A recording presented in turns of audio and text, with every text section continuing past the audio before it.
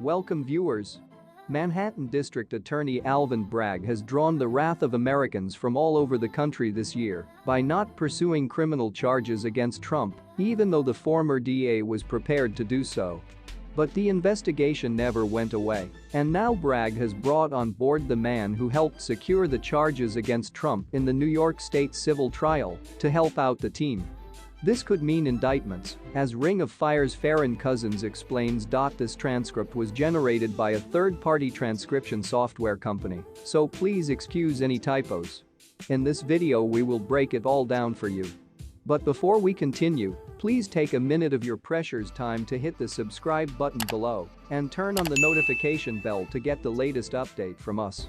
Interesting developments are taking place in Manhattan, where District Attorney Alvin Bragg has brought in a new senior prosecutor to help him with some cases that he is working on. Now, Alvin Bragg, of course, is the individual who took over the Manhattan DA's office earlier this year, taking it over from Siva. And according to the two lead prosecutors that were working on the Trump criminal investigation, who later resigned, Alvin Bragg basically killed everything. He killed the investigation. And they also said that C. Vance, shortly before leaving office, was within 2 weeks away of issuing criminal indictments against Donald Trump. Bragg, of course, has not. We're now in December and he has not brought criminal charges against Donald Trump. So why does it matter that he's hired this new senior counsel to take over certain cases? Because that senior counsel prosecutor, former DOJ official, happens to be a man by the name of Matthew Anglo. And I understand that that name means absolutely nothing to near everybody. Watching that video meant nothing to me when I was reading this article, but it turns out it should, because Mr. Anglo actually was the lead prosecutor that conducted the civil investigation into the Trump Organization. That is, of course, on trial now. So you have the guy who went through and found all the evidence, who compiled all the charges, who put the report together of the potentially criminal activity of the Trump Organization, now working on the criminal investigation. So he's already been through all of the evidence. He's already said, "Yep, this looks criminal to me.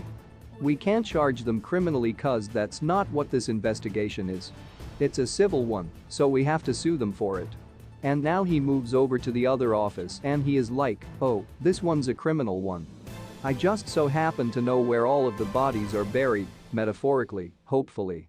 So maybe Alvin Bragg is, of course, responding to the public outrage that he suffered all throughout this year for not bringing criminal charges against Donald Trump when everybody who worked on it said that it was there, the evidence was there. Maybe he finally decided, okay, you know what? Maybe now's the time, maybe with that trial, the civil trial, maybe after the documents thing, maybe after his call to terminate the Constitution, whatever it is. I think something clicked in Alvin Bragg, and he realized he cannot just kill this. He cannot bury it. And in fact, in recent weeks, it was also announced that they've kind of expanded that criminal investigation, and they're once again re-examining the hush money payments to Stormy Daniels to see if that ran afoul of tax laws in the state of New York. So there's lots of things happening at that Manhattan DA's office after basically sitting there doing nothing for a year. And these are good developments that should scare the hell out of Donald Trump. Former US President Donald Trump claimed on Sunday that during his term in office, he refused to swap Russian businessman Viktor Bout for former American Marine Paul Whelan, who was sentenced to 16 years in prison in 2020 on espionage charges and remains in Russian custody. Last week, Moscow and Washington conducted a prisoner swap involving Bout, who was convicted in the US on gun-running charges, and American WNBA basketball star Brittany Griner, who was found guilty of smuggling drugs into Russia. Following the Griner-Bout swap, Trump denounced the deal as a stupid and unpatriotic embarrassment for the US. Why wasn't former Marine Paul Whelan included in this totally one-sided transaction? He said at the time. Bout was sentenced in the US to 25 years on arms trafficking charges, which he has repeatedly denied. Speaking to RT last week, he said the sanctions placed on him by the US were an experiment and a warning to fellow Russians. Please, what is your take on this? And remember to subscribe as well. Thanks for